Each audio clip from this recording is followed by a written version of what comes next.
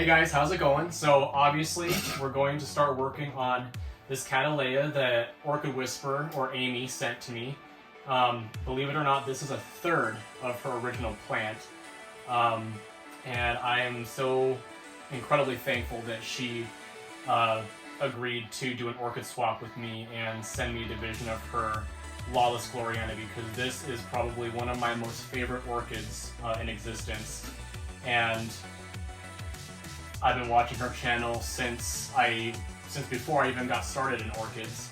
And honestly, this exact Cattleya is what got me started on them and made me want to start growing them. So what we're going to do today is I'm just going to clean up a bunch of stuff like all these dead shriveled up roots. I'm just going to cut these off. I'm going to remove this cane.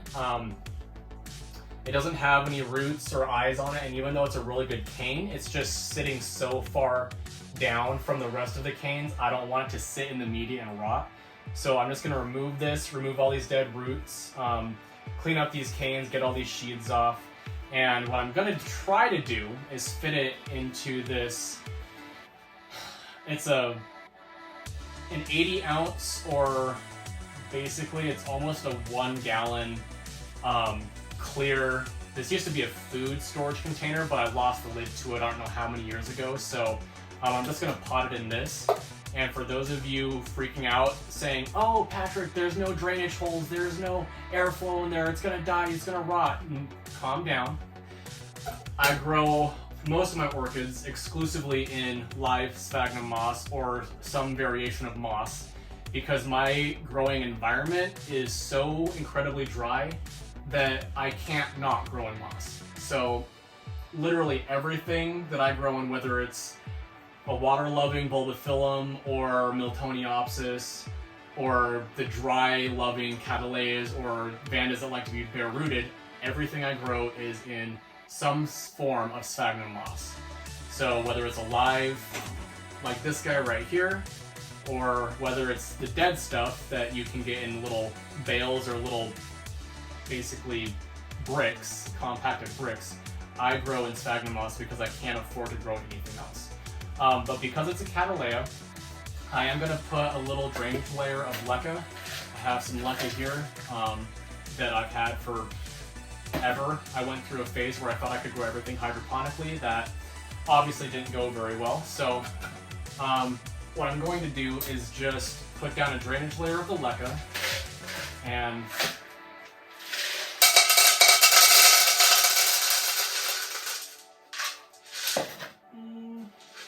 I'll probably do a little bit more than that. I have some here.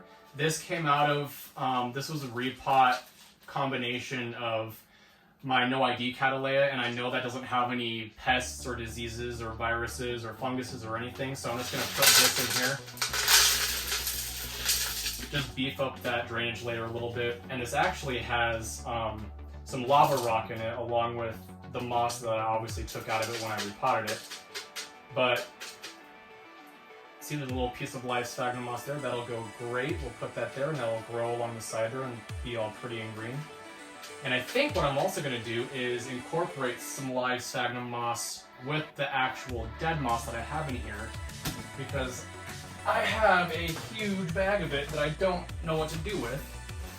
I don't know if you can see through the camera, but this bag is blue, but that is live green sphagnum moss. And you can also propagate this stuff yourself if you buy the right kind of dead sphagnum moss. Now this kind that I get, it doesn't, but that's just a cost-effective reason on my end. You can buy the Better Grow or the Best Grow sphagnum moss, which I think Better Grow provides, and that stuff is premium quality stuff that will sprout given the right conditions. So there are the right conditions in here, but this stuff will not sprout. This is dried, processed, baled, and compacted into a really tight configuration. So this stuff is dried, stored in a warehouse somewhere, and just sits there in the dark until someone buys it like me. Excuse me. But this has been soaking in some water, and the bottom will be nice and moist, and I can tear that apart as I need it. But first, we need to get to the cleanup and division of this guy. And I didn't bring my scissors, so got my tweezers, got my scissors, and I got my shears for splitting apart the rhizome. But first what we're gonna do is we're gonna cut this guy off because I already know it needs to come off, and there's no active eyes or roots on it, so it's not gonna propagate itself in any way, so I'm just gonna snip this. These are sterile, excuse me, these are sterile, so don't freak out. I sterilize everything before I use it. But also, I know that none of my plants have any bugs or viruses or bacteria or diseases that can be spread around, so I honestly sterilize these after every time I use them, not directly before, so I'm not really concerned about it. So this we're just going to throw over here, and I'm going to actually turn this around so I can see what I'm doing here. And we're just going to start, I don't want to say hacking away, but if there's a good piece of rhizome, actually what I think I'm going to do, we're just going to start with the roots. So all these roots right here, all these brown ones, they feel like they have substance, but they're shriveled and papery and dead. A lot of cattleyas will actually produce really thick woody roots, and that's what most of these are. So I'm actually going to trim this straight up to the rhizome right there. There's some moss that came from Amy, and some of these, they might be alive, but there are so many roots here keeping this plant alive and healthy that I'm not really going to worry about it. So again, those are going to go there. This root doesn't look like it's going to come back. It's brown and dried up to here, so we're going to snip that off. I'm pretty sure all of these up to here are also dead. So snip, snip. That one's alive, so we'll leave that one. Some of those are alive too, so that one died up to the base. And a lot of these are going to die. I'm sure Amy's growing environment is much different than mine. In fact, I know it is. Her humidity alone is much different than mine. So these roots were obviously aerial. If I pot these up, they're not going to survive, but we'll try. I don't pack the sphagnum moss in my pots when I pot my orchids up, and that's the main reason people freak out and don't use sphagnum moss is because they don't know how to use it. They pack it in too much and end up suffocating the roots, and they stay too wet and they can't breathe, and they're not adapted to growing in that kind of environment. But when I pot these guys up, the moss is nice and fluffy, it's got tons of airflow, and because this is a cattleya, I'm also going to include a bunch of these little bark chips for even more aeration, and it'll also provide tannins as it gets watered to help promote growth, and also give it hormones to induce growing, flowering, all that good stuff. So what I'm going to do is I'm going to work backwards. So this is a brand new growth here. This is a previously flowered cane. And there's two, one here, brand new growths on this side. And I'm pretty darn sure this one, I'm going to cheat and open this leaf here. I'm pretty sure this one's going to have a flower sheath too. So I'm going to work back from here. And what I'm definitely going to do is 1, 2, 3. I can snip this one here, and because this cane right here actually goes behind these two growths, this cane and these three will be on the same set of growths along with this one. But this one might come off because I don't think it's really going to do much for the plant. And then I'll have these two and these two, which I might just leave as a set of 4, so there isn't any setback. But I'm definitely going to cut this one off here. Yeah, I have to cut that one off there. Because, I mean, I could pot this like this, but it'll be potted on its side. And although it looks okay, I would prefer if it was stood up more and closer together, more compact. Because I don't have a lot of growing space here, and this is a very large orchid. So as much as it pains me to divide this and cut it apart more, it's just something that has to be done. And this is, I don't know how many people watch my channel who have also watched Amy's channel. If you know anything about this orchid, is that it's extremely vigorous, and although it's never been divided before, she's had it for 20 years and she just divided it 2 weeks ago. I'm sure it won't have any kind of setback, and if it does, it'll be very minor. I mean, this root system is ridiculous. It's got tons of new roots coming out, which will help support the plant.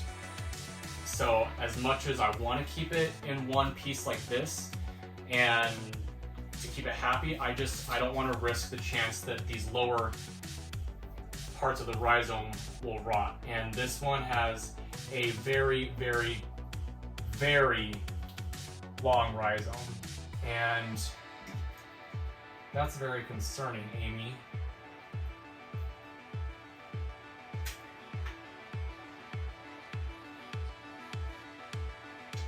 It almost looks like a purple ring, but it's not a complete purple ring. I think it's just dead parts of the rhizome that have gone through. I'm just gonna keep cutting. Yeah, okay. Woo! Red flag. Everything's fine. Not fusarium. Just a dead part of the rhizome that I thought looked purple that was actually brown. We're good. No purple ring. No fusarium here. We're good. So yeah, what we're gonna do, I'm just gonna take this section, I'm gonna cut it here. I know. Ah! I divided it again. Needs to be done to fit in my grow space.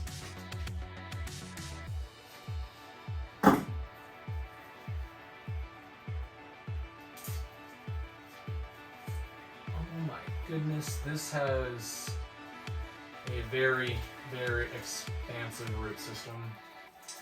I'm trying to tease these apart without breaking anything here. There we go.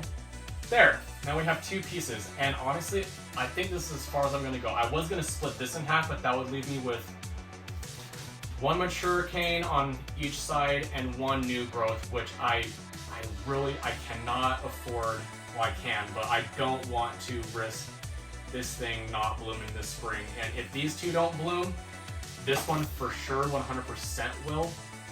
So this is obviously a bigger section, so I'm not too concerned about that. But yeah, I'm not going to divide this anymore. What I think I'm going to do is actually have these 2 sit opposite each other. So it still looks like a big plant. I mean, it's going to look narrow.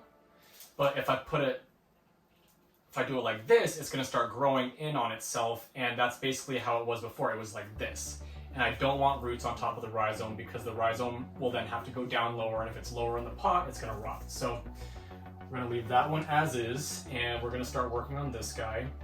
And I may or may not cut this one off, because this has a climbing habit like my other Cattleya, but my other Cattleya is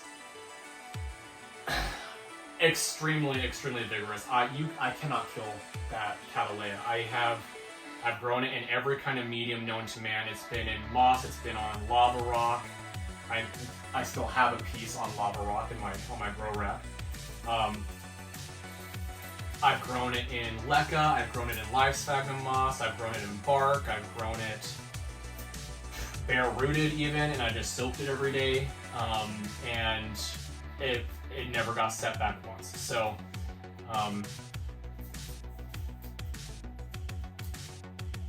the climbing habit that one has looks similar to this one. So if I have to trim this guy back every couple of years, you know, so be it. If it's as vigorous as I've seen it, which I'm sure it is, I'm not too worried about it with any kind of setback. So, well, this guy's basically cleaned up.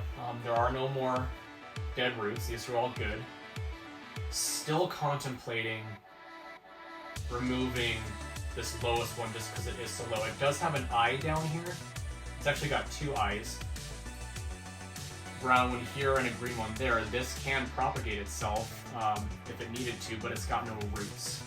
I want to take off this one Because if I pot it, I'm gonna pot it like this, and if I do that, it's gonna be about 2 inches down in the moss, which isn't the worst thing in the world. I've done that before, but it's just, it's not gonna bode well for the rest of the plant. So I'm gonna actually chop this guy right at the base, a little farther up the cane here, because there is a really nice green eye right here, and that can start another direction of growth.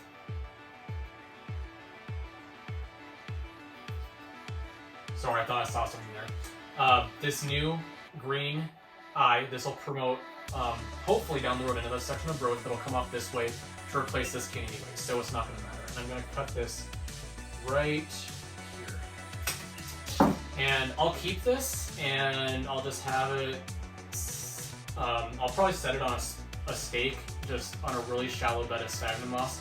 And if it starts to grow one of those eyes and makes another plant, great. If not, it'll just go in the bin over here. So we'll set this over here. And yeah, so this guy's done. Set him down. And this one has a lot of sheaths it's gotta get taken off, and this one doesn't have any dead roots. This one's questionable. It's kind of papery, but it's still alive up here. But it's black here, so I might actually remove this above the black section, because that was a tough root. These are really sharp scissors. I don't know how many people have experienced black rot, but it's not fun. So we're just gonna go through this and take away all these sheaths. I don't like sheaths. They are not pretty, in my opinion. A lot of people think, oh, that's natural, that's the way the plant's supposed to work, the protection. Well, it's in captivity. It doesn't need protection from anything. So I'm going to take off all these sheaths because it doesn't need them.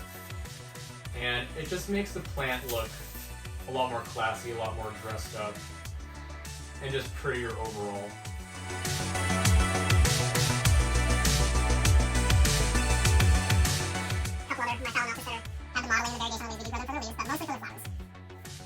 Grow a plant just for its flowers. A lot of people don't care what the canes look like, but I do. I like to see the green canes. I like to make sure that there aren't any pests or bugs or critters hiding in behind those sheaths. I know this came from a very good grower, so I'm not concerned about the pest or bug issue, but I just want it to look a little bit nicer without the brown sheaths. I like green. My favorite color is green, but I do like brown also, but it also depends on the kind of brown and what kind of context. There we go. That cane's cleaned up. This one's almost cleaned up. Sometimes down here at the very base, you'll have dormant eyes hiding out. If you reveal those, they have a much higher chance of developing and actually turning into something.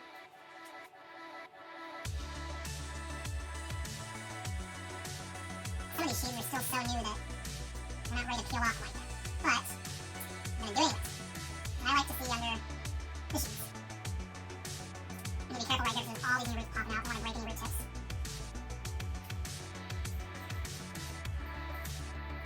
Yeah, see, there's all these roots.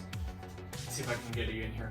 There's all these roots growing right here, but then there's an eye buried way down here. And if you don't remove the sheaths, those just lay there and they never develop. But that is a sheath that's farther down. I just want to make sure I'm in view here. That's a sheath, or a sheath. That's an eye that's farther down on the cane, so that typically wouldn't develop next anyways. But it's nice to know that that's there, because this is the newest growth. There's the flower sheath right inside there. Oh, my exposure is really low. But there's a flower sheath right there. So this is the newest growth for next year. And the eye that is most likely going to develop, sorry, I was out of frame. It's going to be underneath these sheaths in here. If I can take these apart without breaking one, I can show you. Right here. See if I can get as close as I can while keeping you in the light. Right there. That's the new eye that's going to develop and produce the next year's growth. So I just want to make sure that even I know that it'll be able to push through the sheaths. Obviously, it's done that for the last 20 years with no problem. Again, I just like to make sure that they have the easiest time growing, and they don't have to force their way through anything.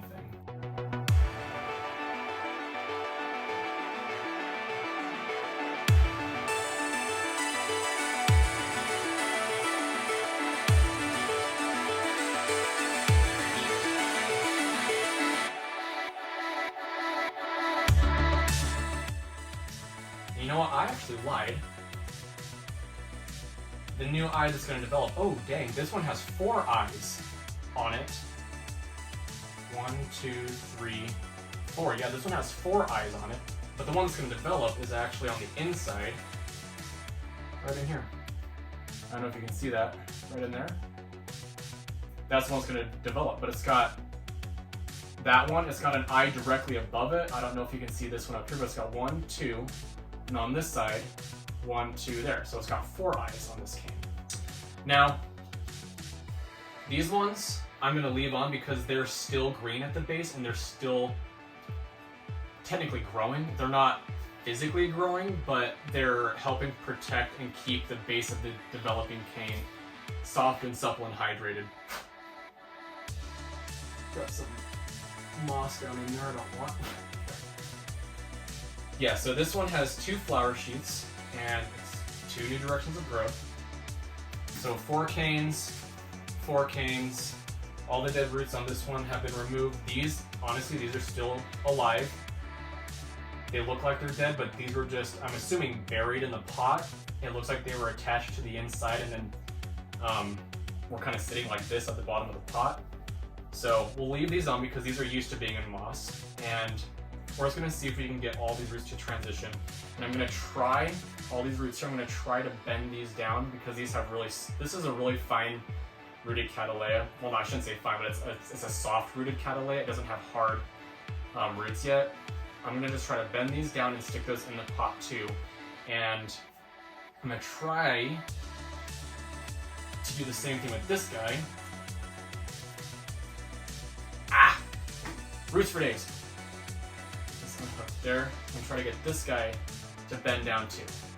Now, this guy, it hasn't been not watered since I've had it. It's been sitting on a bed of damp sphagnum moss, so it's had access to water. You can see all these roots are kind of greenish and a little bit darker than the white silvery roots. Like this obviously wasn't touching any moss, so it's a little bit more desiccated, but it's had water. It's gotten water every day. It's had access. That's why these roots are so flexible. If they weren't in contact with water, they would just snap. They just snap in half if I did that, and they weren't hydrated. So that's actually a root. We'll cut that one off.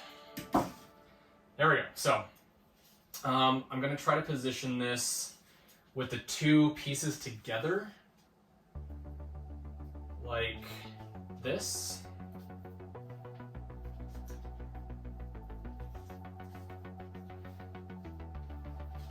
Might actually just take one of my clips here, the bigger one. Get this leaf over here, and I'm just going to clip the sections of orchid together so that they stay together and they stay at the same level, so I don't have to try and reconfigure anything. And then this one, it's on a new growth and I don't really want it to go that way, so I'm going to try to coax this new growth over here instead and clip these 2 growths together. Like that. There. Now we basically have 1 plant again, 4 canes on each division, and most of the pseudobulbs are right at the same level. This one's a little bit higher, so we'll push that one down a skosh. And we're just going to pop this up just like that. So we got our base layer in, and like I said before, I'm going to try to push these roots down, and what I'm going to do is once I get this in, I'm going to twist it.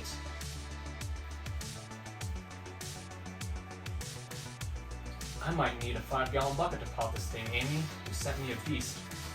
And if you twist the pot with long-rooted orchids, you won't snap off any roots. They'll just bend and circle the pot like so. And I'll get that root pointed down.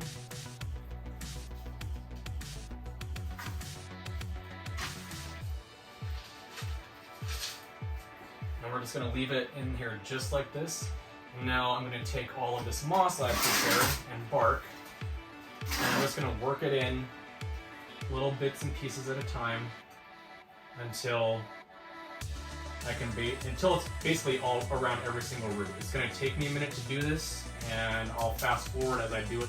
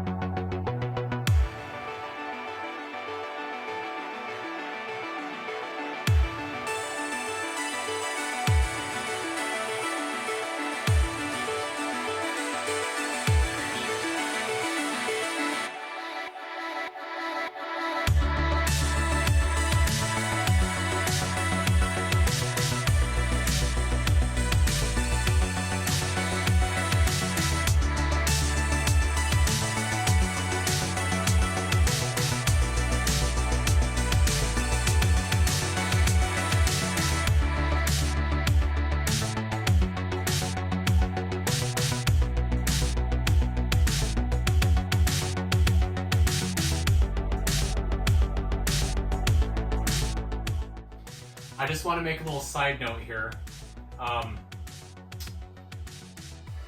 Amy is also the one that got me onto using live sphagnum moss to grow orchids in. I don't know if you've seen some of my very first videos, but I showed you guys how I used live sphagnum moss to pot up almost my entire collection. I don't use exclusively live sphagnum moss now with everything. I usually just use this for most of my stuff and only use the live sphagnum for my more finicky orchids. But Amy got this plant in live sprouted sphagnum moss 20 years ago when she first found it at that store, and it's been in live sphagnum moss ever since. So I just kind of want to continue that tradition of keeping this in live sphagnum. It's obviously not going to hurt it in any way. It's used to growing in it, and I'd like to keep it as close to its original growing environment as I can. So it's just going to get, instead of a top layer of bark like a lot of people do with their orchids to keep the algae away, I'm going to use live sphagnum moss.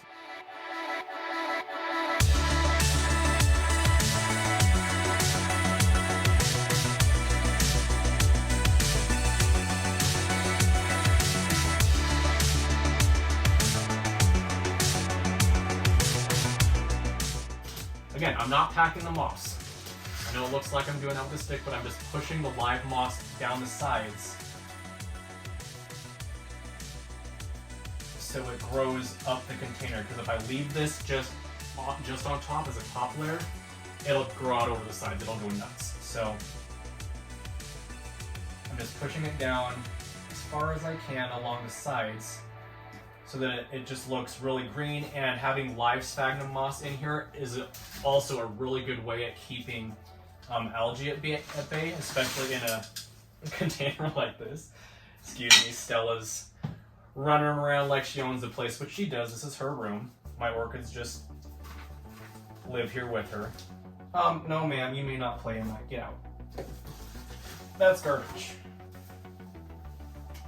Bird's gonna hide that back in that corner and put the bird spikes there so she stays away from it. Hi.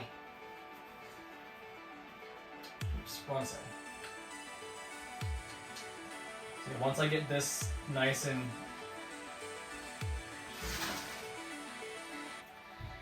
poked down as far as I can, I'll give it a good water.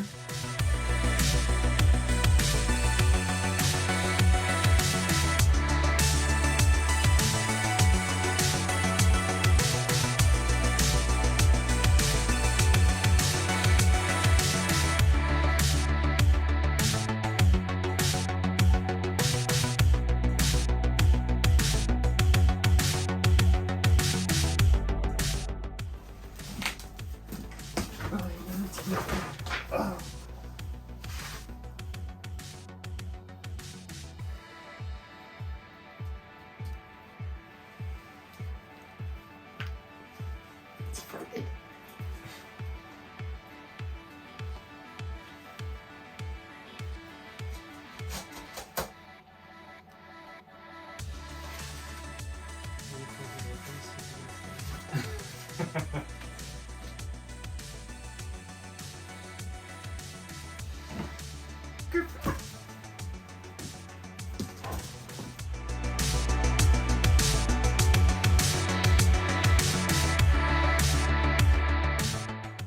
That was my husband, Braden.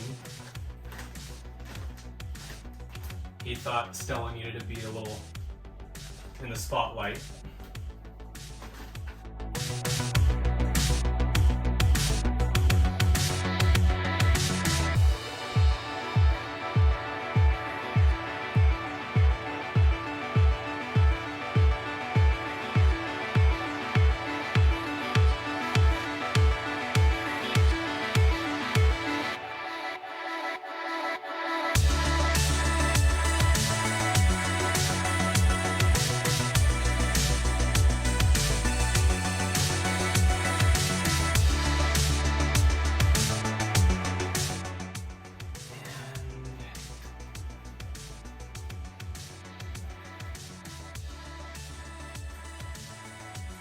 Oh, hello. She has to know what's going on all the time. Which is fine, we love her, huh? You love this feature? Oh, you don't give me kisses? Mwah. Oh, there.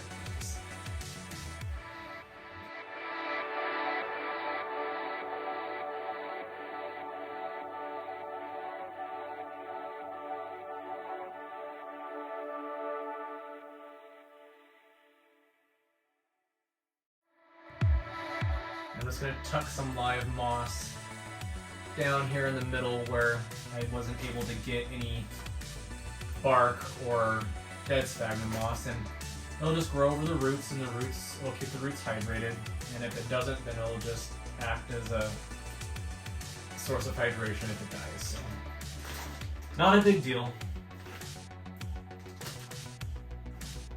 I dropped a lot of live pieces here.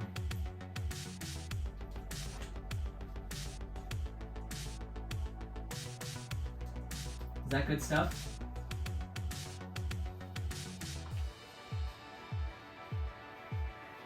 Alrighty, Stella approved. We'll lock this back up. This can start regrowing. And here she is. I'm actually gonna write up a tag for her real quick. Alright, we got the tag made. That's just gonna go right there. And there we are. All potted up. Nice and pretty. I'll give it a good water before I put it back up on the shelf. And that'll do it for this time. Thanks for watching, guys. See you next time.